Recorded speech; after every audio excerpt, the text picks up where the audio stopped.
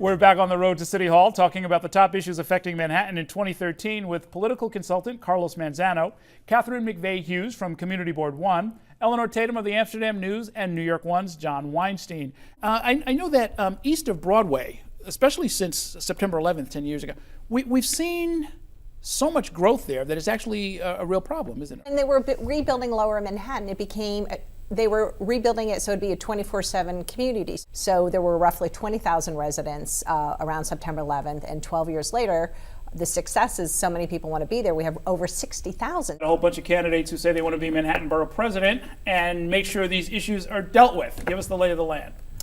They're going to have to come up with a comprehensive plan for Manhattan for the next 10 years. Otherwise, we're going to continue to see a deterioration of the small businesses, again, the backbone of what made this great city of Manhattan.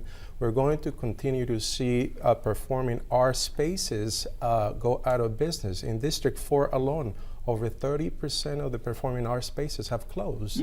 That's very serious for Manhattan, because what we're winding up with is all the big retail boxes that are kind of chasing out the small guy out of business.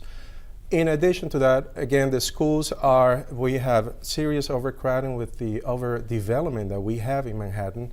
We have to remember that when we bring 100,000 people into a neighborhood, we have to think about a school for the elementary, for junior high, for high school, a library, a park. So there are many components that we have to look at when we develop any part of this community. And all the candidates are going to have to examine this very carefully to come back with a balance, what I call a balance in the community, so that we can all live here.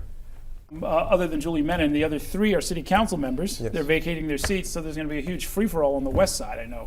The west side is going to be free-for-all as we speak right now. Of course, we spoke about Julie Menon. She has some endorsements already, but so does Jessica Lappin with Congresswoman Maloney, and Robert Jackson, of course, has Congressman Rangel and all the other officials. So everybody has a base, but the west side is out for grabs, and we're going to be watching this very carefully. Okay, we will be watching it with you. Thank you all so much for coming by tonight. We're going to take a short break. I'll be back in a minute with the results of tonight's snap poll and a preview of tomorrow night's program. Stay with us.